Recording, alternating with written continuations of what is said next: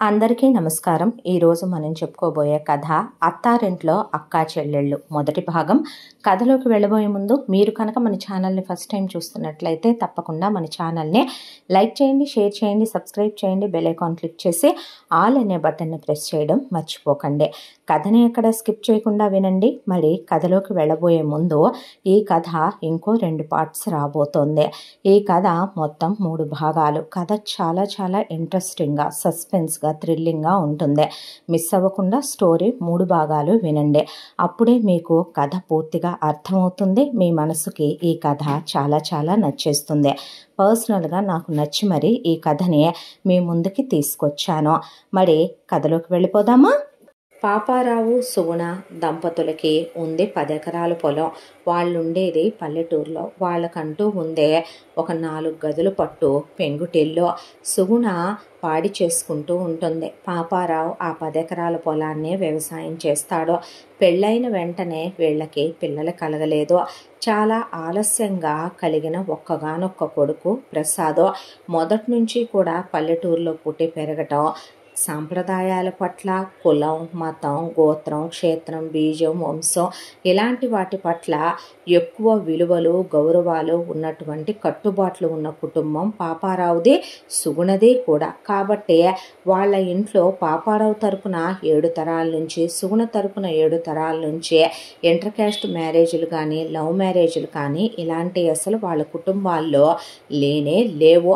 అయితే వీళ్ళకు పుట్టిన ఒక్కగానొక్క కొడుకు ప్రసాద్ని ఇక తర్వాత పిల్లలు పుట్టరని డాక్టర్లు చెప్పడంతో ఆ ఉన్న 10 ఎకరాల పొలం మీద వచ్చే ఆదాయంతోనే కొడుకుని పీజీ వరకు చదివించారు. ప్రసాద్ చిన్నప్పటి నుంచి చాలా ఉత్తముడు. ఎంత మంచివాడంటే పోత పోసిన బంగారు గుణాలు కలిగినటువంటి వాడు ప్రసాద్. ప్రసాద్ది పీజీ అయిపోయింది. పీజీ అయిపోయిన తర్వాత కొడుకుతో గవర్నమెంట్ ఉద్యోగం రాయిద్దామనే ఆలోచనలో ఉన్నాడు పాపారావు. ఈలోపు కొడుకు ఎప్పుడో 10th అయిపోయిన దగ్గర నుంచే ఇంటరు, డిగ్రీ, పీజీ ఈ ఎంతకాలంగా ఉద్యోగాలనే నమ్ముకొని కూర్చుంటే ఎలాగా? రేపొద్దున వ్యవసాయం కూడా వచ్చి ఉండాలిరా, నువ్వు రైతు బిడ్డవి అనే దాంతో పాడి కూడా వచ్చి ఉండాలని ఆవిడ, ఇద్దరూ కలిసి కొడుక్కి వంట వార్పు దగ్గర నుంచి ఒకవైపున పాడి చేయటం దగ్గర నుంచి మరొక వైపున వ్యవసాయం చేయటం దాకా అన్నీ నేర్పించుకుంటూ వచ్చారు. ఆ తర్వాత ప్రసాద్ చాలా టాలెంటెడ్ కాబట్టి గవర్నమెంట్ ఉద్యోగానికి రాశాడు. రాస్తే తననుకున్న సెక్టార్లో తననుకున్న పోస్టు రాలేదు. తండ్రి డబ్బులు కట్టి పెద్ద పోస్టు తీసుకోవటానికి ఇష్టపడలేదు. పర్వాలేదులే నాన్న, నాకు రాకపోయి నేను ఫెయిల్ అయితే బాధపడాలి, కానీ ఫస్ట్ అటెంప్ట్లోనే నాకైతే జాబ్ వచ్చిందే, సెకండ్ అటెంప్ట్లో నేను నాకు కావలసిన పోస్ట్ కోసం ట్రై చేస్తానని వచ్చిన ఉద్యోగాన్ని వదిలేసి సెకండ్ అటెంప్ట్ కోసం కోచింగ్కి కూడా డబ్బులు కట్టడం పాపారావు. ఓన్ టాలెంట్తో చదువుకొని ప్రయోజకులు అవ్వాలి పిల్లలు అనుకునే తల్లిదండ్రులు వాళ్ళు. దాంతో సెకండ్ అటెంప్ట్ ప్రిపేర్ అవుతూ ఉండగా ప్రసాద్ సుగుణకి దూరపు బంధువు, అన్నయ్య వరుసయ్యే నరేంద్ర వర్మ ఒక రోజున సుగుణ వాళ్ళ ఇల్లు వెతుక్కుంటూ వచ్చాడు. పడవంత కారు వేసుకొని వచ్చిన ఆయన్ని సాదరంగా ఆహ్వానించి రా బావా అనే, రారా అన్నయ్య అని పిలిచి ఆయనకి వాళ్ళ పల్లెటూరి మర్యాదలో అంత వేటని కోసి అంత నాటుకోడి వండి కమ్మగా ఆయనకి సుష్టుగా నవకాయ పిండి వంటలతో 100 రకాలు వండి పెట్టింది సుగుణ. ఆయన భోజనం చేసిన తర్వాత అలా కాస్త రెస్ట్ తీసుకున్న తర్వాత కూర్చున్నాడు. కూర్చున్నాక ఏమన్నయ్యా ఇంతకాలానికి గుర్తొచ్చింది చెల్లెలో, వెతుక్కుంటూ వచ్చానమ్మా నిన్ను అన్నాడు ఆయన. నువ్వు రావటమే మా అదృష్టం బావా. చాలాసార్లు వచ్చి నిన్ను కలుద్దాం అనుకున్నాము, కానీ నువ్వు మన ఊర్లో ఉండట్లేదని, నువ్వు ఉదయంతో పెళ్ళయ్యాక సిటీకి వెళ్ళిపోయావని తెలిసిందే. ఏమిటన్నయ్యా రాకకేదైనా కారణం ఉందా అని అడిగింది సుగుణ. అమ్మా సుగుణ, నీకు చెప్పకపోవటం ఎందుకు? నాకు మా తల్లిదండ్రుల ద్వారా సంక్రమించిన ఆస్తి 100 ఎకరాల పొలం, స్థలాలు, ఇల్లు, వాకిళ్ళు బాగానే వచ్చాయి. అమ్మ బంగారం బాగానే వచ్చిందే. అమ్మ నాన్నలకి నేను ఒక్కగానొక్క కొడుకునే. ఉన్నది మొత్తం నాకే పెట్టి ఆ తర్వాత నాకు నా భార్యనిచ్చి వివాహం జరిపించారు. నా భార్య వస్తూ బోలెడంత స్త్రీధనంగా తీసుకొచ్చిందే. ఆ తర్వాత మాకు పెళ్ళైన వెంటనే పిల్లలు కలగలేదు. చాలా కాలానికి పుట్టక పుట్టక ఒక్క కూతురు పుట్టిందే. బిడ్డని పెళ్ళైన 10 ఏళ్లకి కనటమో, అప్పటికే తనకు కాస్త ఆరోగ్యం బాగోకపోవటమో కానీ పురిట్లోనే నా భార్య బిడ్డను నా చేతిలో పెట్టి కాలం చేసేసింది. పుట్టిన పిల్లకి పోతూ పోతూ గాయత్రి అని పేరు పెట్టుకొని పోయింది మీ వదిన. అప్పటి నుంచే భార్య జ్ఞాపకాలతో ఆ మధుర స్మృతులతోనే బతుకుతూ నన్ను అమ్మ నాన్న అత్తమామలు కూడా చుట్టాలు బంధువులు మరో పెళ్లి చేసుకోమన్నా, శారీరక అవసరాల కోసం మరొక ఆడదాన్ని నేను చేసుకున్నా వచ్చింది నా కూతురికి తల్లి కాలేదు, నాకుంది మగపిల్లాడు కాదు సరిపుచ్చుకోవటానికి ఆడపిల్ల అనే దాంతో నేను మళ్ళీ వివాహం చేసుకోలే. ప్రాణం ఒక ఎత్తుగా నా కూతురు గాయత్రిని పెంచి పెద్ద చేసుకున్నాను. అమ్మాయిదే ఈ మధ్య డిగ్రీ పూర్తయింది. సంగీతం నృత్యం అన్నీ నేర్పించాను. నేను బోలెడన్ని వ్యాపారాలు పెట్టాను. ఆవిడ జ్ఞాపకాల్లో నుంచి బయటకు రావాలని వ్యాపారాల్లో చాలా బిజీ అయిపోయాను. కోట్లకు పడగెత్తాను. ఆ తర్వాత అమ్మా నాన్న అత్త మామగారు కాలం చేశారు. బిడ్డ బాధ్యత నాదే అయిపోయింది. పిల్లని ప్రాణం ఒక ఎత్తుగా పెంచి పెద్ద చేసుకున్నాను. ఇప్పుడు పిల్లకి పెళ్లి చేయాలనుకుంటున్నాను. ఈ మధ్య నా ఆరోగ్యం అస్సలు బాగోట్లేదు. డాక్టర్ల దగ్గరికి వెళితే మహా ఇంకెంతో టైం కూడా లేదని చెప్పేశారు. అన్నయ్య అంటే నిజం ఒప్పుకోవాలి కదమ్మా, నాకు క్యాన్సరు లాస్ట్ స్టేజ్లో ఉంది. అందుకే నువ్వు అన్ని వండి పెట్టిన నచ్చిన భోజనం కడుపు నిండా తినేశాను. ఈ రోజున మళ్ళీ తింటానో తిననో నీ చేతి వంట అనే దాంతో అలా మాట్లాడకు బావా అన్నాడు పాపారావు. చూస్తూ మనకి పరువు ప్రతిష్టలు కులగోత్రాలకి విలువిచ్చే మనుషులం మనం. ఎవడో అనామకుడికిచ్చే అమ్మాయిని చెయ్యాలనుకోవట్లేదు. నీకు ఒక్కగానొక్క కొడుకు. నేను ఓపెన్గానే చెప్తున్నాను. స్వార్థమా అంటే ఒక తండ్రిగా నాది స్వార్థమే. అమ్మాయిని అత్తపోరు మామపోరు ఆడపడుచులు తోడుకోడళ్ళ పోరు లేనింట్లో ఇవ్వాలనుకున్నాను. కాబట్టి పెద్ద పెద్ద సంబంధాలు అమ్మాయిని కోరి చేసుకోవాలని, అమ్మాయి అందచందాలు నా ఆస్తిపాస్తులు మన కులగోత్రాలు చూసి చాలా వచ్చాయి. కానీ నేను గాయత్రిని వాళ్ళెవరికి ఇవ్వాలనుకోవటం లేదు. నువ్వు ఎంతైనా నా చెల్లెలివే. నా రక్తం పంచుకొని పుట్టిన నా సొంత చెల్లెలివి కాకపోయినా నా పిన్ని కూతురువే. ఎంతైనా నీలో నాలో ప్రవహించేదే అటు ఇటుగా ఒకటే రక్తం. దానికి తోడు కులగోత్రాలు మనవి మంచివి ఒకటే. నీకు ఆడకూతుళ్ళు లేరో, ఉన్నది ఒక్కగానొక్క కొడుకు. నా కూతుర్ని నువ్వైతే తల్లిలా చూసుకుంటావు, బావ తండ్రి అవుతాడో. ఇక నీ కొడుకు గురించి నేను ఎంక్వైరీ తీసి వినే వచ్చాను. అబ్బాయి పీజీ చదువుకున్నాడని, గవర్నమెంట్ జాబ్ కూడా రాసి ఇంకా పెద్ద పోస్టు ట్రై చేస్తున్నాడని, వ్యవసాయం పాడి కూడా నేర్చుకున్నాడని, పిల్లాడు చాలా మంచోడని అన్నవాళ్లే నీ కొడుకు గురించి అందరూ కూడా. నీ కొడుకుని నా కూతురికిచ్చి చేస్తే నేను ఉన్న ఆస్తిపాస్తులు వ్యవహారాలు మొత్తం ఫ్యాక్టరీ బాధ్యతలు అన్నీ కూడా మీ ప్రసాద్కి అప్పచెప్పి అమ్మాయిని అబ్బాయి చేతిలో పెట్టి ఆనందంగా వెళ్ళిపోవాలని ఉంది. అబ్బాయిని మీరేమీ బలవంత పెట్టొద్దు. ఇది అమ్మాయి ఫోటో వివరాలు. మీరు వచ్చి చూసి వెళతానన్నా మంచి రోజు చూసుకొని అబ్బాయి మీ ఇద్దరు రండి. అలాగే మా గురించి మీరేదైనా కనుక్కోవాలన్నా కనుక్కోండి. ఎంత మాట బావా అంటే, అయ్యో అన్నయ్య మేము అలాంటి వాళ్ళమా అనే పాటికి అదేమిటమ్మా, అటేడు తరాలు ఇటేడు తరహాలు చూడకుండా ఎవరం పెళ్ళిళ్ళు చేసుకోం కదా అన్న తర్వాత, భలేవాడివే అన్నయ్య ఊరుకో అన్న తర్వాత మేము వాడితో మాట్లాడతామంటే సరేనని ఆయన బయలుదేరి వెళ్ళాడు. ఆ తర్వాత వీళ్ళు ప్రసాద్తో మాట్లాడటం, గాయత్రి గురించి చెప్పటం, ఆ తర్వాత ప్రసాద్కి గాయత్రికి అంగరంగ వైభవంగా వివాహం జరిపించటం, వివాహమైన 3 నెలలకి గాయత్రి గర్భవతి అవ్వటం, గాయత్రి గర్భవతి అయిన 3 నెలలకి వీళ్ళ పెళ్ళైన 6 నెలలకి నరేంద్ర వర్మ ప్రసాద్ని ఆయన అన్ని ఫ్యాక్టరీలకే అలాగే మిగతా ఉన్నటువంటి పొలం వ్యవహారాలు అన్నీ పై ఎత్తున చూసుకునే విధంగా అధికారిగా ప్రకటించి నరేంద్ర వర్మ కాలం చేశాడు. ఆ తర్వాత సుగుణ పాపారావుని ఆయన ఎప్పుడో పెళ్లిలోనే వచ్చేసి ఇక్కడే ఉండమంటే వాళ్లకున్న ఆ ఇంటిని కాస్త అద్దెకు పడేసి ఆ 10 ఎకరాల పొలం కౌలుకి ఇచ్చేసి వాళ్లకున్న ల్యాండ్లు లీజుకి ఇచ్చేసి ఆ తర్వాత ఇక సుగుణ పెట్టే బంగారం ఏముంది, కోడలు అసలకే ఎత్తిపోతల మీద బోల్డుందే.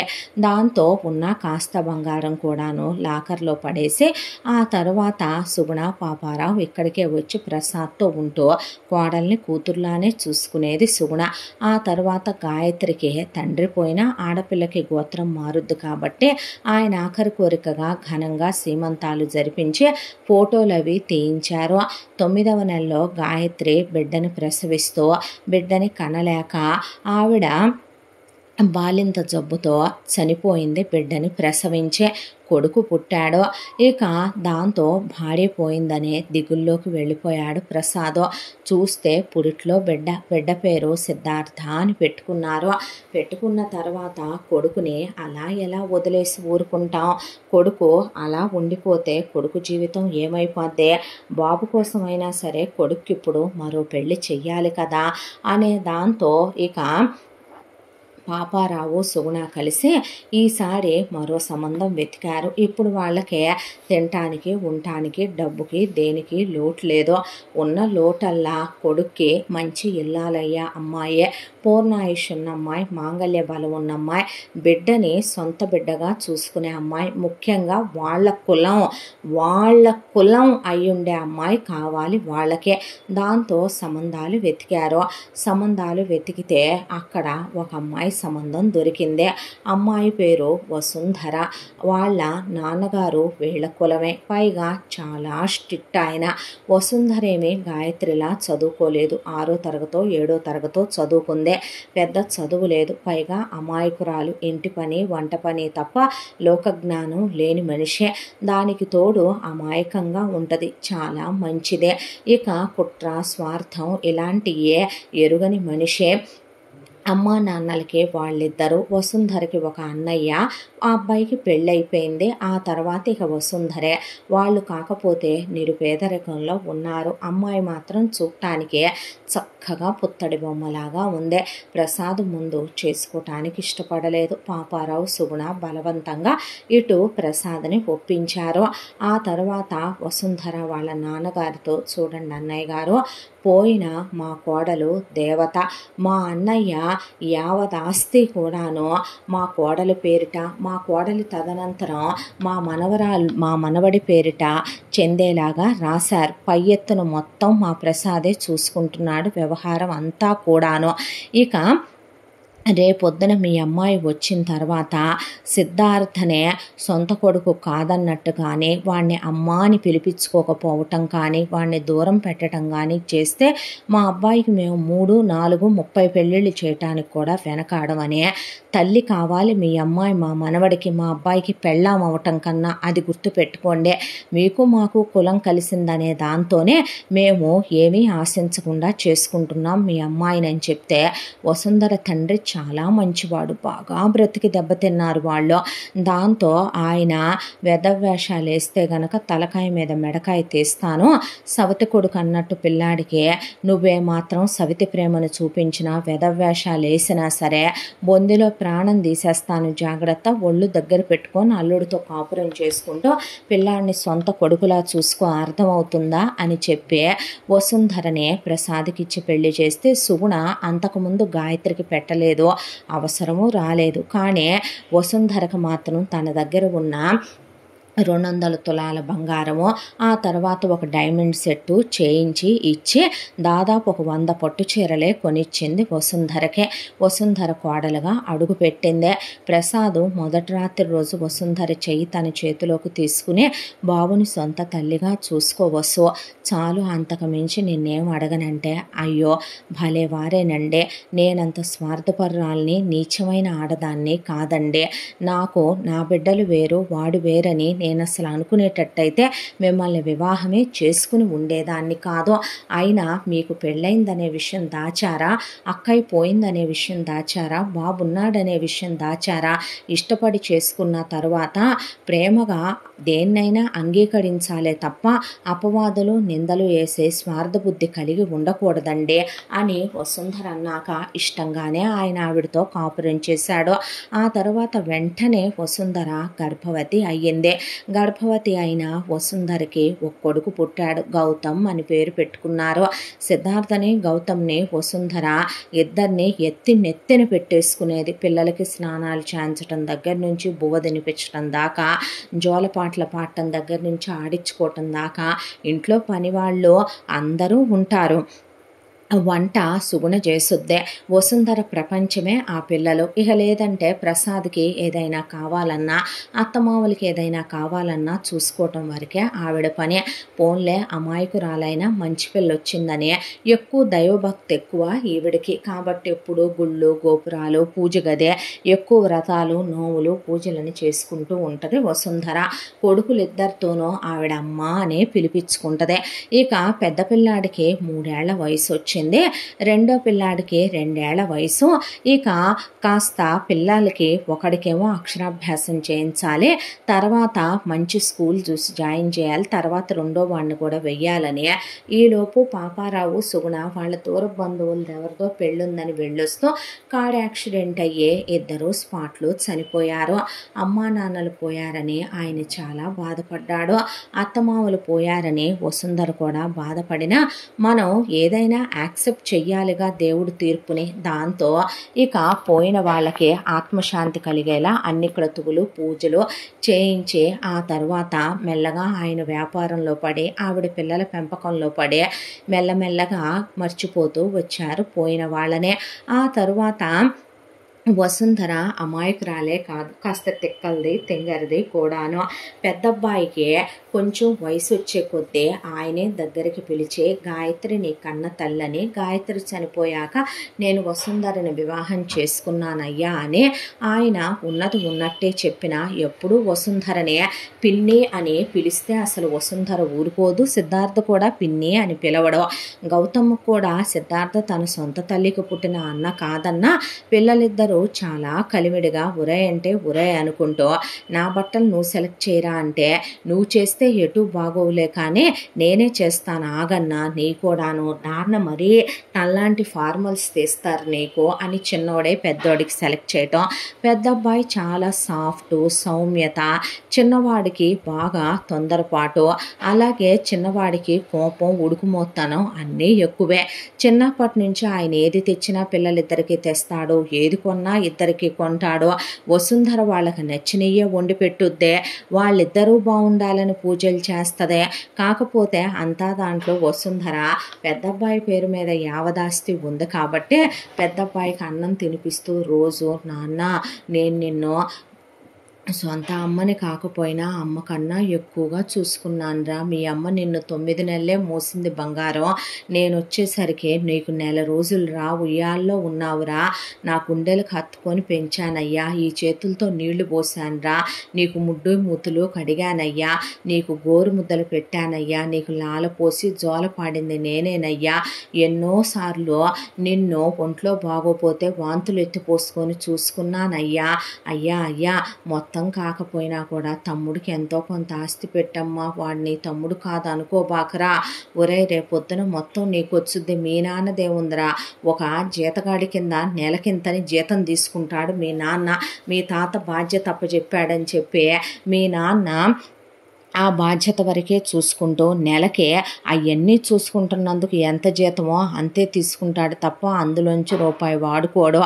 నాన్న తమ్ముడిని నీతో సమానంగా చూసి వాడికి కూడా కొంచెం ఆస్తి పెట్టమ్మా, వాడికి కూడా ఆఫీసులో ఏదో ఉద్యోగం ఇరా పెద్దయ్యాక అంటే ప్రసాద్ పిచ్చి పట్టిందా వసు నీకు, ఏంటి పిల్లలతో ఆ మాటలు నువ్వు, అది కాదండి మీరు కోపం తెచ్చుకోవద్దు, మొత్తం పెద్దోడి పేరు మీదే ఉంది కదా, ఓ 10% 20% చిన్నోడికి రాస్తే వాడు కూడా బాగుంటాడని, రేపొద్దున ఈ ఎదవ వీడి కోపంతో ఎక్కడికి వెళ్ళి ఏ ఉద్యోగాలు చేస్తాడు చెప్పండి, ఎక్కడికి వెళ్ళినా కట్టే కొట్టే తెచ్చా అన్నట్టుంటుంది చిన్నోడి మనస్తత్వం అంటే. చచ్చా పెద్దవాడికి మనం చెప్పాల్సిన అవసరం లేదు, వాడు నిజం చెప్పాలంటే ఎవడి బుద్ధి రాలేదు వాడికి, బంగారమే వాడు, అవునవును బంగారమే పెద్దోడు, చిన్నోడు గురించి నా టెన్షను అనుకునేది వసుంధర. ఇలా కాలచక్ర ప్రవాహంలో రోజులు గడిచిపోతూ పెద్దబ్బాయి వసుంధర చెప్పినప్పుడల్లా నవ్వేసి వెళ్ళేవాడు. రాత్రికి వాడికి మళ్ళీ చెవులో పంచాక్షరి మంత్రం ఉపదేశించినట్టుగా వాడికి అష్టాక్షరి మంత్రం ఉపదేశించినట్టుగా ఉపదేశించి జోకొట్టి ముద్దు పెట్టుకొని వచ్చింది రోజు వసుంధర. మా చిరాకు తెప్పి బాకే, ఎందుకే అన్నయ్యకి రోజు చెప్తావు నువ్వు నీ సోదే, నోరు మొయ్, ఎదవ ఎదవ అన్నాడు, ఎదవ పనికి మళ్ళీ ఎదవ, పెద్దోడా చూడమ్మా రే అంటే వీడు నవ్వుతాడే కానీ పెడతానని చెప్పడేంటి నాకు. వస్తున్నానండి, మీరు ఒకళ్ళు నన్నేమి చెప్పుకోలేరు పిల్లలకి అని పాపం అంతా. దాంట్లో కూడా వసుంధర ఒక్కటే చెప్పేదే, మనం ఎవరి జీవితాలు అన్యాయం చేయకూడదని, ఎవరి సొమ్ము స్వార్థంతో మనకు కావాలని మనం అనుకోకూడదని, మనం మన రూపాయిని జాగ్రత్త చేసుకోవాలని, కష్టపడి సంపాదించుకోవాలని.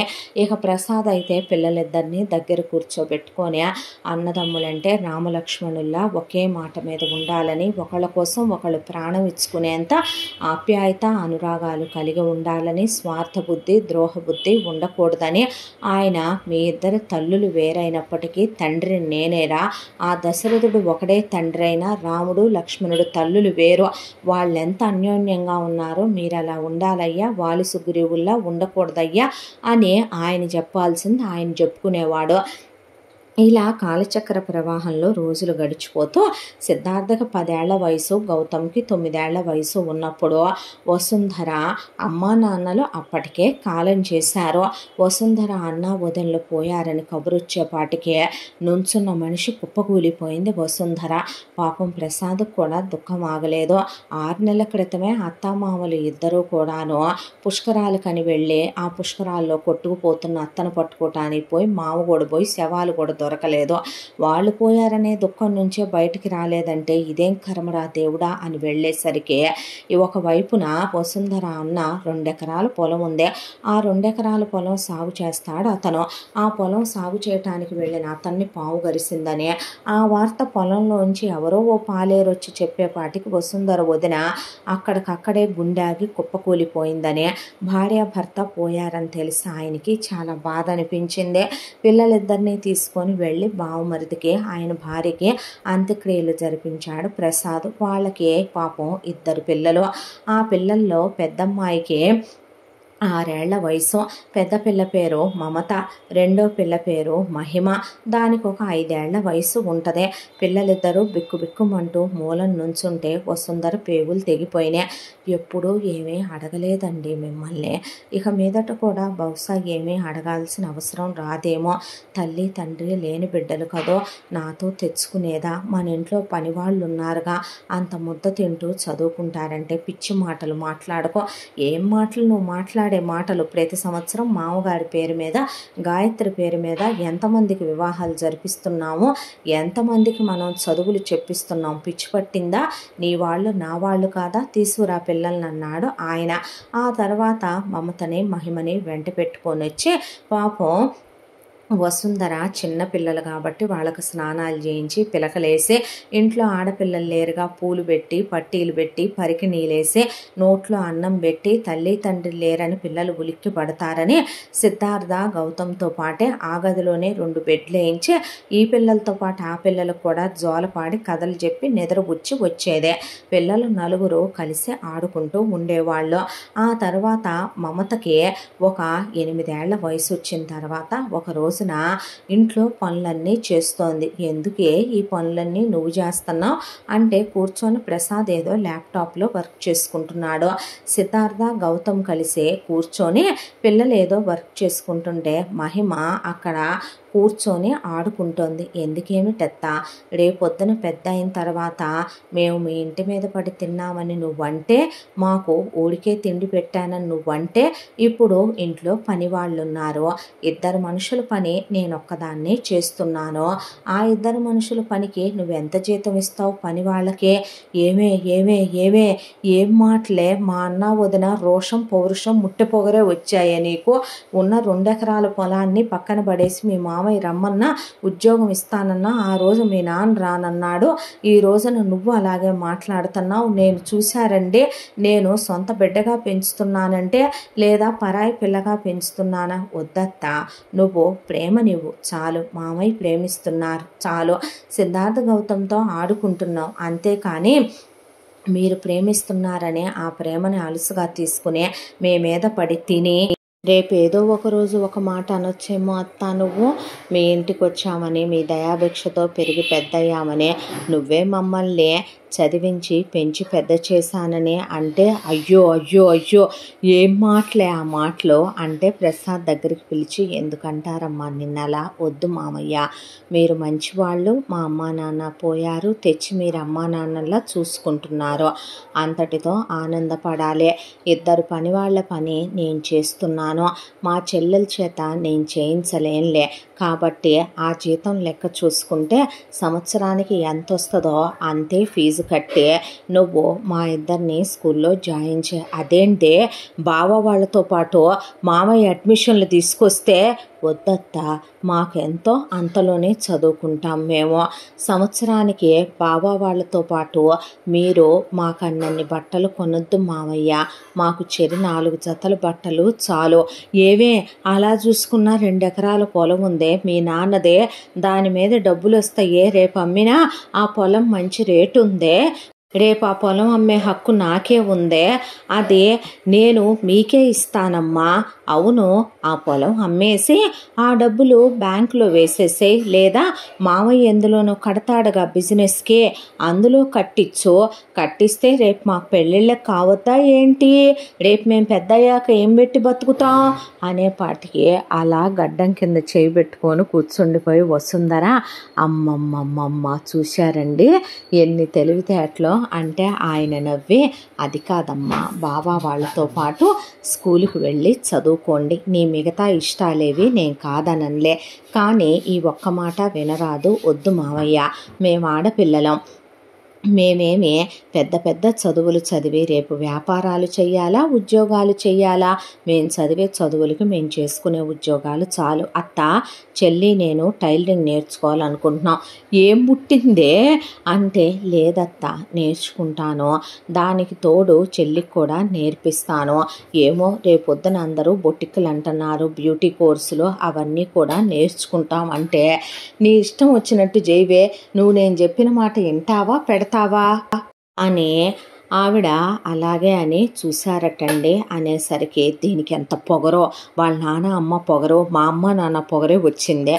పొగడని ఎందుకు అనుకుంటావు, రక్తంలో ఆత్మాభిమానం, స్వార్థం లేని బుద్ధే, మంచితనం వచ్చిందని ఎందుకు అనుకోవు అనేసరికి పెద్దమ్మాయి కాస్త గడుసుగా ఉంటుంది, రెండో అమ్మాయి మహిమ తగని సాఫ్ట్, తగని మెత్తగా ఉంటుంది, అసలు నోట్లో నాలికుందా అనేది ఎత్తుకోవాలి దీనికి అంటదే వసుంధర. ఇలా కాలచక్ర ప్రవాహంలో రోజులు గడిచిపోతూ పిల్లలిద్దరికీ మేనత్త కాబట్టి ఆవిడే ఇక ఓణీల ఫంక్షను, పెద్ద మనిషి ఫంక్షను, కొడుకుల పంచెల ఫంక్షన్లతో పాటే కానిచ్చేసిందే.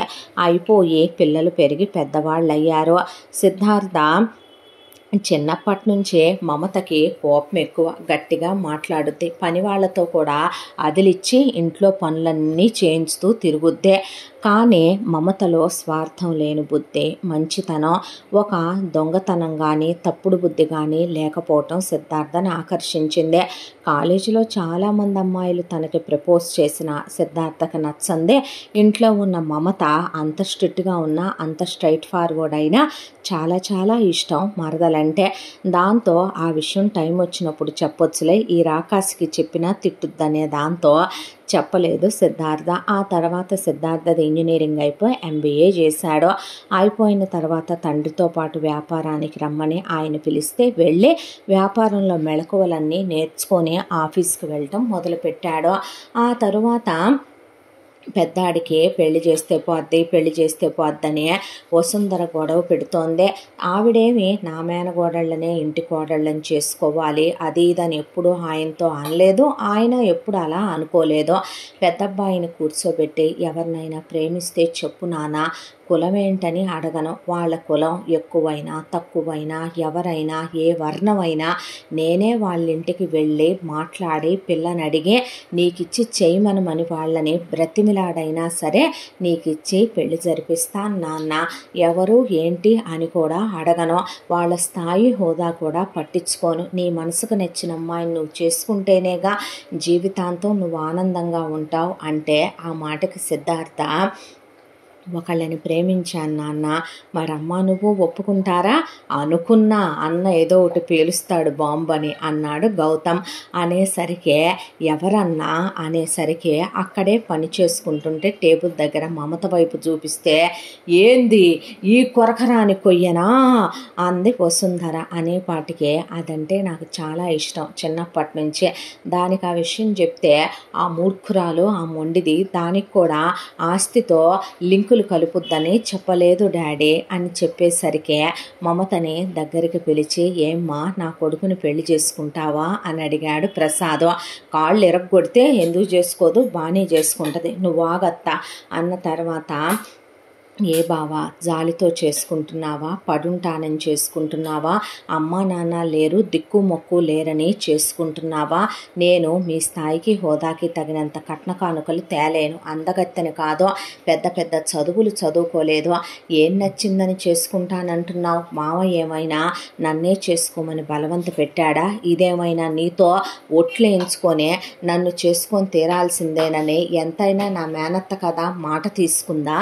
ఏం జరిగిందంటే, అవ్వా పుట్టి బుద్ధెరిగిన తర్వాత నన్నన్నా పర్లేదే, మీ మామయ్య మీద అంత నిందేసావేమి దొంగ మొహం దానే, ఆయన నేను ఎప్పుడు చెప్పాం పెద్దోడా నీకు అనేపాటికి, లేదురా నాకు అమ్మ లేదు, కానీ నాకు వసుంధరమ్మ వచ్చిన తర్వాత అమ్మ లేదనే ఏ రోజు అనిపించకుండా పెంచిందే. అమ్మా నాన్నలు లేకపోవటం మనలో లోపం కాదు, మనమే మన భార్యకి అన్నీ అయి చూసుకోవటం నా వాడికి నేను గొప్పతనం అనను, మన బాధ్యత అంటాను. నేను నీకు అన్నీ అవుతాను, పెళ్లి చేసుకుందామా? నేను నీ ఆస్తి, నీ అందం, నీ చదువు వీటికి కాదే, నువ్వు గడుసుదానివని తెలిసినా నీ మంచి మనసుకు ఫిదా అయిపోయానే పిచ్చిదానా అనేసరికి మమత ఇకేమీ మాట్లాడలేదు. ఇక సరేనని దానికి అర్థం ఇప్పుడు అంది వసుంధర. అన్నాక సరిపోయింది పో అన్నాక సిద్ధార్థ కన్నా గౌతమ్ కన్నా కూడా మమత మహిమ ఇద్దరూ చిన్నవాళ్లే. మొన్నటిదాకా ఏమే అని పిలిచిన మరదల్ని ఇప్పుడు వదిన అనాలా అన్నాడు గౌతమ్. అనేసరికి వద్దులే బావా, నువ్వెలా పిలవాలంటే అలాగే పిలువు అందే మహిమ. మరేనే దీన్ని వదిన అనాలంటే నాకన్నా చిన్నదిగా నోరు తిరగదు అన్నాడు గౌతమ్. ఆ తర్వాత పిలుపులదేముందిరా మనసులో ఉండాలి కానీ అనేశాడు ప్రసాద్. చాలా గ్రాండ్గా మళ్ళీ ఇలా అసలు పెళ్ళి జరుగుద్దా అనేంత గ్రాండ్గా సిద్ధార్థకి మమతకి ఎంగేజ్మెంట్ జరిపించి అంతే గ్రాండ్గా పెళ్ళి జరిపించాడు ప్రసాద్. ఆ తర్వాత గాయత్రి నగల బాక్సు పెద్ద పెట్టె మమతకిచ్చే గాయత్రి అంతకుముందు ఆవిడ సరదా పడుతూ కడుపుతో ఉండగా కొడుకు పుడితే కోడలకని చేయించిన నగలు కూడా మమతకే ఇస్తే ఒక్క మాట కూడా అనలేదు వసుంధర. తీసుకోమ్మా అనే అందే. ఆ తర్వాత అమ్మాయికి పెళ్ళికి బోలెడన్ని బట్టలు కొన్నారు. అయిపోయి సిద్ధార్థ భార్యగా ఆ ఇంట్లో గృహప్రవేశం చేసి అడుగు పెట్టిందే. శోభనాలు అయిపోయినాయి, హనీమూన్లకు వెళ్ళొచ్చారు. ఆ తర్వాత వాళ్ళేమీ పిల్లల్ని వెంటనే కనాలని అనుకోలేదు, ఒక్క 3 years ప్లాన్ చేసుకుందాం అనుకున్నారు. ఆ తర్వాత హ్యాపీగా సిద్ధార్థ ఆఫీస్కి వెళ్ళొస్తూ మమత ఎప్పట్లాగానే ఇంటి వ్యవహారాలు చూసుకుంటూ మహిమ అలా కాలేజీకి వెళ్ళి చదువుకొని వస్తూ మధ్యలో బ్యూటీ ట్రైనింగ్లు టైలరింగ్లు నేర్చుకుంటూ గౌతమ్ ఫైనల్ ఇయర్లో ఉన్నాడు చదువు. ఉన్నప్పుడు ఒక రోజున గౌతమ్ ఇంటికి వచ్చి ఇంట్లో వస్తువులన్నీ పగలగొట్టేశాడు.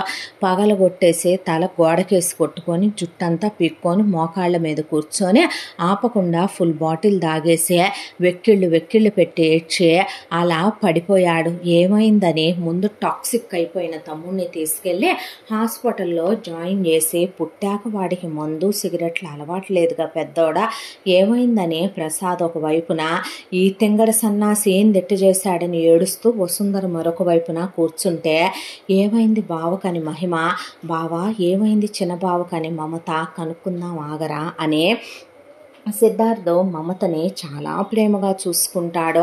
ఎంత ప్రేమగా అంటే కాలు కింద పెట్టనివ్వడు. ఆ అమ్మాయిదే గుండెల్లో పెట్టుకొని చూసుకుంటాడు అంత ప్రేమగా. ఆ అమ్మాయికి నిజానికి సిద్ధార్థకి తెలిసిన ఏ విషయమైనా తెలుసుద్ది. గౌతమ్ విషయం ఏదో తెలియదేమో అని ఆ అమ్మాయి మెదలకుండా కూర్చుంది. తర్వాత గౌతమ్ స్పృహలోకి వచ్చాడు. ఏమైందిరా ఏంటి అని వీళ్ళు అడిగితే నేను ఒక అమ్మాయిని ప్రేమించానని, ఆ అమ్మాయి తో 6 ఏళ్ల ప్రేమని, ఇద్దరం ప్రాణం ఒకటిగా ఉండేంత ప్రేమించుకున్నామని, చదువైపోగానే మన ఇంట్లో చెప్పి నాన్న ఒప్పుకుంటాడు, అమ్మ ఒప్పుకుంటుంది, పెళ్లి చేసుకుందాం అనుకున్నానని, ఈలోపు తను ఎక్కడో యుఎస్లో ఉన్న ఒక అబ్బాయిని పెళ్లి చేసేసుకున్నానని నాకు ఇదిగో మెసేజ్లు పెట్టిందని, వాళ్ళ ఇంటికి కూడా వెళ్ళి వెతికానని, వాళ్ళ ఫ్యామిలీ కూడా ఇక్కడి నుంచి ఇల్లు ఖాళీ చేసి వెళ్ళిపోయారని, ఫోన్ నెంబర్లు సిమ్ములు తీసేశారని, ఇన్స్టాలో ఫేస్బుక్లో తను వాట్సాప్లో ఎక్కడా అవైలబుల్గా లేదని, తను లేని జీవితాన్ని ఊహించుకోలేకపోతున్నాను, తనే సర్వస్వం అనుకున్నాను, తను లేకుండా బ్రతకలేననే పెద్దగా ఏడ్చి గౌతమ్ మళ్ళీ సూసైడ్ అటెంప్ట్ చేశాడు. దాంతో మళ్ళీ ట్రీట్మెంట్ చేసిన డాక్టర్లు ఇలాంటివే రిపీట్ అయితే కనుక ఈసారి చాలా డేంజర్ అండి, అలా చేయకుండా చూసుకోండి అన్నాక ఒకవైపున ఇంటికి తెచ్చాక ప్రసాద్ కూర్చోబెట్టి, తప్పు నాన్న, ఒక విషయం చెప్పంటావా, ప్రేమ ఎప్పుడు ఇద్దరిది అవ్వాలి, ఒకళ్ళదే అవ్వకూడదు, అలా ఇద్దరిది కాని ప్రేమని నువ్వు పొందాలనుకుంటున్నావు, ఆ అమ్మాయి మరొకరికి భారీగా వెళ్ళిపోయింది, ఇప్పుడు ఆ అమ్మాయి వేరే వాడి పెళ్ళాం, నువ్వు కావాలన్నంత మాత్రాన ఆ అమ్మాయి నీ కోసం వస్తుందా, ఇప్పుడు నీ ప్రేమను అంగీకరిస్తుందా, ఆ అమ్మాయి అలా రావటము తప్పే, నువ్వు ఇప్పుడు వేరే వాడి భార్యని కావాలనుకోవటము తప్పే, మంచో చెడో ఆ అమ్మాయి నీ లైఫ్లో నుంచి వెళ్ళిపోయింది, ఆ అమ్మాయి గతం రా, నిజం కాదు, నిజమైన ప్రేమ అయితే, నిజంగా నిన్ను ప్రేమించిన అమ్మాయి అయితే ప్రేమ కోసం ప్రాణమైనా ఇస్తాడే తప్ప ప్రేమించిన వాళ్ళని వదిలేసుకొని వెళ్ళరు నాన్న, ప్లీజ్ రా, చెప్తే విను, నువ్వు ఇలా గడ్డాలు పెంచేసుకొని అలా టాక్సిక్ అయిపోయేంత తాగటం, స్మోక్ చేయటం, అన్నం తినకుండా నిద్రపోకుండా ఇలా పిచ్చోళ్ళ కేకలేసుకుంటూ ఇంట్లో వస్తువులు పగలగొట్టుకుంటూ కారు ఎక్కడ పడితే అక్కడ గుద్దేస్తూ పిచ్చోళ్ళ తయారైనంత మాత్రాన జరిగిన గతం పోద్దా, ఇదేమైనా ఫ్యాషనా ఏంట్రా, బ్రేకప్ ఫేజు అని ప్రసాద్ ఒకవైపున గట్టిగానే చెప్పాడు. ఆ తర్వాత వసుంధర, చిన్నోడా నీ కాళ్ళు పట్టుకుంటాన్రా, నువ్వు బాగుండాలని, నువ్వు మంచి పొజిషన్లో ఉండాలని, నువ్వు గొప్పోడి అవ్వాలని ఎంత తాపత్రయపడ్డానో అమ్మగా నాకు తెలుసు, చిన్నప్పటి నుంచి నీకు నేనేమీ తక్కువ చేయలేదుగా అయ్యా, ఒరే నాన్నకి మీ ఇద్దరు 2 కళ్ళు, నాకు మీ ఇద్దరే సర్వస్వం, అలాంటిది ఏం పనులురా అయ్యే, ఎవరినో ప్రేమించటం ఏంది, ఆ ప్రేమించిన దాన్ని మేమేమీ కాదనేవాళ్ళం కాదు కదా, అది నిన్ను మోసం చేసి పోవటం ఏంది, అది పోయిందనే దిగుల్లో నీకు నువ్వు శిక్ష వేసుకుంటూ మాకు శిక్ష వేయటం ఏందయ్యా, నీ కాళ్ళు పట్టుకుంటానరా, పోనీ నీకు దండం పెడతానని వసుంధర, మమత, ఏం పనులు బావా ఇవే, నువ్వు చాలా సరదాగా చలాకీగా ఉంటూ మా అందరికీ ఎన్నో మంచి చెళ్ళు చెప్తూ ఉండేవాడివే, అలాంటిదే నిజం చెప్పు, మన ప్రేమించిన వాళ్ళైతే వేరే వాళ్ళని పెళ్లి చేసుకొని వెళ్ళిపోతారా, మన కాదనుకుంటారా, ఎందుకు నువ్వు ఇలా అయిపోతున్నావు అని చెప్పాక సిద్ధార్థ్ సైకియాట్రిస్ట్ దగ్గర అపాయింట్మెంట్లు తీసుకొని తమ్ముడిని తీసుకెళ్ళి, ఆ తర్వాత తమ్ముడిని ట్రిప్పుకి వెళ్ళి రమ్మని మనం ఒక్కడనే పంపితే కుదరదని తను వెంట వెళ్ళి ఆ తర్వాత తమ్ముడిని నార్మల్ చేస్తూ కూర్చోబెడుతూ చెప్తూ మాట్లాడుతూ, రే నీకో విషయం చెప్పనా, నేను ప్రేమ గొప్పదిరా, నిజం చెప్పాలంటే నువ్వు వేరే అమ్మాయిని ప్రేమించావు, నేను ఇంట్లో ఉన్న మమతనే ప్రేమించాను, చిన్నప్పటి నుంచి అది గడుసుదని గద్దరదని గట్టిగా మాట్లాడుద్దనే ప్రపంచానికి మన ఇంట్లో వాళ్ళకి తెలుసు, కానీ దానికి నాకు పెళ్ళయ్యేంత వరకు నిజం చెప్పాలంటే మా ఇద్దరి మధ్య ఓ హగ్గు కిస్సు కూడా లేవు, ఫస్ట్ నైట్ రూమ్లోకి వచ్చిన తర్వాత దాని బాధని నేను తెలుసుకున్నాను, అమ్మ నాన్న అని పిలిచే రోజుకే, వాళ్ళ ప్రేమను పొందే రోజుకే వాళ్ళు లేరు, అమ్మమ్మ తాతయ్య మమ్మల్ని ఏ సంబంధం లేదని వదిలేసిపోయారు, అమ్మ తరపు చుట్టాలెవరికి మేము అక్కర్లేదు, ఇక నానమ్మ తాతయ్య పోయారు, అత్త తీసుకొచ్చి ఇక్కడ పెట్టి పెంచిందే, మామయ్యకేమీ అత్తయ్య మొదటి భార్య కాదు 2వ భార్య, ఇక అత్తే 2వ భార్య అయినప్పుడు నాకు ఏమంతా అధికారాలు అత్తయ్య తీసుకొని మరీ అత్తయ్య మాకిచ్చి మమ్మల్ని పెంచుద్దే, అత్తయ్య మీతో సమానంగా మమ్మల్ని పెంచాలనుకున్నా ఏదో ఒక రోజుకు వచ్చే మాట ఏంటో తెలుసా, దిక్కు మొక్కు లేని అనాథ ముండల్ని తీసుకొచ్చి పెంచాం. మేము ముద్ద పెడితే తిని కండ బలిసి బాగా ఒళ్ళు బలిసి ఇక్కడ మా ముష్టితో పెరిగారని ఎక్కడంటారోనని ఎన్నేళ్లుగా మా హద్దుల్లోనే మేము ఉంటూ వచ్చాం బావా అని నన్ను కౌగిలించుకొని అది ఏడ్చినప్పుడు దాని కళ్ళల్లో నిజాయితే, దాని కళ్ళల్లో నీతి కనపడ్డాయిరా నాకు. ఆ తర్వాత పెళ్ళైన తర్వాత పైకి కనపడదు మమత. దానికి నేనంటే చచ్చేంత ఇష్టం. ప్రతి ఆడపిల్లకి కూడా మనం ప్రేమించటం కాదు, నాన్నగారు అన్నట్టు మన్ని వాళ్ళు ప్రేమిస్తారు, మన మీద వాళ్ళకి ఎక్స్పెక్టేషన్స్ ఉంటాయి. కాలేజ్లో చాలామంది అమ్మాయిలు నాకు ప్రపోజ్ చేశారు, నేను కాదన్నానని వాళ్ళు రాంగ్ అంటావా? వాళ్ళకి తగిన వాళ్ళు వాళ్ళకి దొరుకుతారు తమ్ముడు. మనం ఒక బట్టల షాపుకు వెళ్తాం, చాలా రకాల బట్టలు చూస్తాం, మన కంటికి ఒంటికి నచ్చేవేగా మనం కొనుక్కుంటాము. అలా అని మిగతా అన్నీ కొనుక్కునే వాళ్ళు వేస్ట్గాళ్ళనా? కాదు కదా. అలాగే నువ్వు ఒక అమ్మాయిని ప్రేమించావు, ఆ అమ్మాయి నీకు కరెక్ట్ కాదో, ఆ అమ్మాయికి నువ్వు కరెక్ట్ కాదేమో, అందుకే ఆ అమ్మాయి తనకు తగిన వాడితో వెళ్ళిపోయిందే. నేను ఇప్పుడు ఆ అమ్మాయిని గురించి ఏదో అనాలనో దెప్పాలనో లేదా ఏం జరిగింది నిన్ను మోసం చేసిందే, ఆ అమ్మాయి అలాంటిదే ఇలాంటిదే అని తను అవమానించి నిన్ను హర్ట్ చేసి ఇప్పుడు నేను ఈ డిస్కషన్ పెంచాలనుకోవటం లేదో. జరిగిందేదో జరిగిపోయింది, గతం గతః. గతంలోనే మనిషి ఉండిపోతే వర్తమానం భవిష్యత్తు చీకటిమయంగా మారిపోద్ది. నిజం చెప్పాలంటే అమ్మా నాన్నలకి నువ్వు నేను తప్ప ఎవరున్నావురా? వాళ్ళు సర్వస్వం మనమే అనుకొని బ్రతుకుతుంటే నీ ఎడ్యుకేషన్ అయిపోయి కూడా 1 year అయింది, నువ్వు బ్రేకప్ ఫేజ్లో ఉండే. ఎలాగే ఉంటే బ్రెయిన్ పాడైపోద్ది. ఇక్కడికి వచ్చాం, కొన్నాళ్ళు ఇవన్నీ చూసి అన్నీ మర్చిపోతావు అనుకుంటున్నాను. ఇప్పటికి సైకియాట్రిస్టు కౌన్సిలింగ్ కూడా నీకు కంప్లీట్ అయింది, మెడిసిన్స్ అయిపోయినాయి. ఇక నువ్వు చెప్పిన మాట వినకపోతే రీహాబిలిటేషన్ సెంటర్లో వేసేస్తాను గౌతమ్ నిన్ను. నువ్వు ఇక్కడి నుంచి వెళ్ళిన తర్వాత ఆఫీస్కి రావటం మొదలు పెట్టాలి. అర్థమవుతుందా చెప్పేది అన్నాక గౌతమ్ కూర్చొని ఆలోచించుకున్నాడు. అన్న చెప్పింది కూడా నిజమే. మన పెయిర్ ఆఫ్ షూ కాని వాటికి మనం లైఫ్లో చాలా విలువైనటువంటి సమయాన్ని వెచ్చించాలనుకోవటం తప్పు. ప్రేమ నిజంగా ఇద్దరిది అవ్వాలి. ప్రేమలో ద్రోహం మోసం ఉండకూడదు.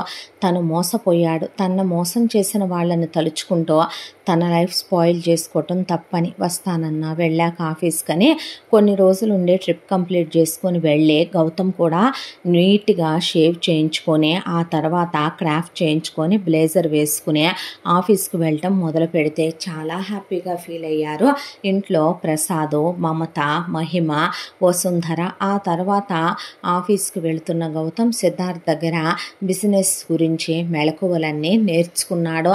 ఆ తర్వాత ఇలా రోజులు గడిచిపోతూ ఉండగా గౌతమ్ కోసం పెళ్లి సంబంధాలు చూస్తుంటే నాకు ఇప్పుడే చేసుకోవాలని లేదు డాడీ ప్లీజ్ అని వచ్చిన సంబంధాలన్నీ కాదంటూ అన్న వదిన చెప్పిన చివరికి అమ్మే చెప్పినా వినట్లేదు. దాంతో ఒక రోజున మహిమ ఇంట్లో పనులు చేసుకుంటూ కనపడితే అసలు ఎవరినో ఎందుకు ఇచ్చి చెయ్యాలి, బయట నుంచి ఎవరితైనా వస్తే అది ఎంతైనా పరాయిదవుద్ది. ఆ రోజున పెద్దోడు నా పెద్ద మేనగోడల్ని ప్రేమించాడన్నప్పుడు కూడా నేను ఎందుకు కాదనలా. పెద్దదైతే నా రేపొద్దున నా చిన్న కొడుక్కి ₹1 పెట్టినా అదేమనదు, పైగా పెద్దది మంచిదనే కదా. నేను పెద్దదాన్ని పెద్దోడికి ఇచ్చి పెళ్లి చేసి వాళ్ళు సంతోషంగానే ఉన్నారు కదా. ఇప్పుడు చిన్నదాన్ని చిన్నోడికి ఇచ్చి పెళ్లి చేస్తే అన్నదమ్ములకి అక్క చెల్లెళ్ళు పెళ్ళాలు అవుతారు, తోడుకోడళ్ళు అవుతారు, నా కళ్ళ ముందే ఉంటారు, నా మేనగోడళ్ళే కోడళ్ళు అవుతారు. ఆయనకి సొంత కూతుళ్ళ కలిసిపోయారు అంటారు ఎప్పుడు ఆయన.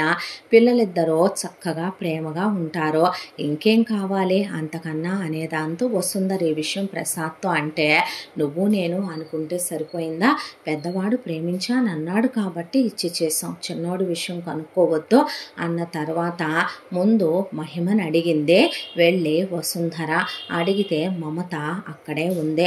అది కాదత్తయ్య, గౌతమ్ మనసులో అది లేకుండా నువ్వు గౌతమ్కి దాన్నిచ్చి పెళ్లి చేస్తే రేపొద్దున అది సంతోషంగా ఉంటుందా, గౌతమ్ సంతోషంగా ఉంటాడా, అర్థం చేసుకుంటున్నావా అత్తయ్య, నువ్వేం మాట్లాడుతున్నావో అంటే అదేంటే చిన్నప్పటి నుంచి మిమ్మల్ని తీసుకొచ్చి ముడ్డి మూతి గడిగానమ్మా, జల్లేసి పెంచుకున్నానే, మిమ్మల్ని చదివించుకున్నానే, ప్రేమగా పెంచానే, మిమ్మల్ని ఏ రోజైనా ఒక్క దెబ్బ కొట్టానా, ఒక్క మాట అన్నానా, నేనేమైనా మిమ్మల్ని ఒక ఆరళ్ళు పెట్టే అత్తనా, తిట్టే అత్తనా, కొట్టే అత్తనా? ఏవే పెంచానని కాకపోయినా మీ నాంది నాది ఒకే రక్తం అనే దాంతోనైనా చేసుకో మా బావని అని మహిమ చేతులు పట్టుకుంటే ఇక మమత వైపు చూసింది. నీకు ఇష్టమైతేనే అంది మమత.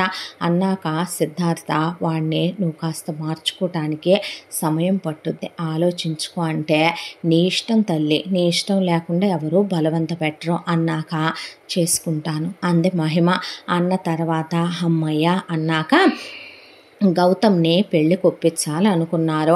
ఒప్పించాలనుకుంటే అస్సలు ఒప్పుకోనంటే నేను పురుగుల మందు దాగి సస్తున్నానని వసుంధర తోటలోకి వెళ్ళి పురుగుల మందు తీసుకొచ్చి గదిలో తలుపులు వేసుకున్న తర్వాత, ఏమిటి చిన్నోడా ఇదే, జరిగిన దాన్నే తలుచుకుంటూ ఉంటావా చెప్పు, నన్ను చేసుకుంటానంటవేంటే, పిచ్చి పట్టిందా నీకు, ఏం చేద్దామని నన్ను చేసుకో నువ్వు? చూడు బావా, చిన్నప్పటి నుంచి నిన్ను ప్రేమించానని అబద్ధం చెప్పను, కానీ నువ్వంటే ఒక ఇష్టం, ఒక గౌరవం, అభిమానం అయితే ఉన్నాయే. నువ్వు నన్ను పెళ్లి చేసుకుంటే నేనేమి నిన్ను నా ఒంటి మీద చెయ్యి, వెంటనే నాతో కాపురం చేయి, నన్ను సుఖపెట్టు, నాకు పిల్లల్ని కను అని, లేదంటే నువ్వు అంత సంపాదించు ఇంత సంపాదించు అని ఎప్పుడు అననని మాత్రం నమ్ము బావా అనేసరికి, ఒరే అంత మంచి పిల్ల చేసుకుంటానంటే ఏం రోగం రా అన్నాడు సిద్ధార్థ. అనేసరికి, నీకు నచ్చితేనే చేసుకో గౌతమ్ అంది మమత. అన్న తర్వాత సరేనని గౌతమ్ ఒప్పుకున్నాడు. గౌతమ్కి మహిమకి పెళ్ళయిందే. పెళ్ళయిన తర్వాత ఫస్ట్ నైట్ రూమ్లోకి వెళ్ళిన తర్వాత, నాకు టైం కావాలి, నా మనసేం బాలేదు మహి. ఇంతటితో అత్తారింట్లో అక్క చెల్లెళ్ళు మొదటి భాగం పూర్తి. రెండో భాగంతో మళ్ళీ మీ ముందుకు వస్తాను. తప్పకుండా మన ఛానల్ని లైక్ చేయండి, షేర్ చేయండి, సబ్స్క్రైబ్ చేయండి, బెల్ ఐకాన్ క్లిక్ చేసి ఆల్ అనే బటన్ని ప్రెస్ చేయడం మర్చిపోకండి. ఎంత మంచి కథను మనకు అందించిన కథా రచయిత్రి జి. యామిని శ్రీనివాస్ గారు. రెండో భాగంతో మళ్ళీ కలుసుకుందాం. Thank you so much.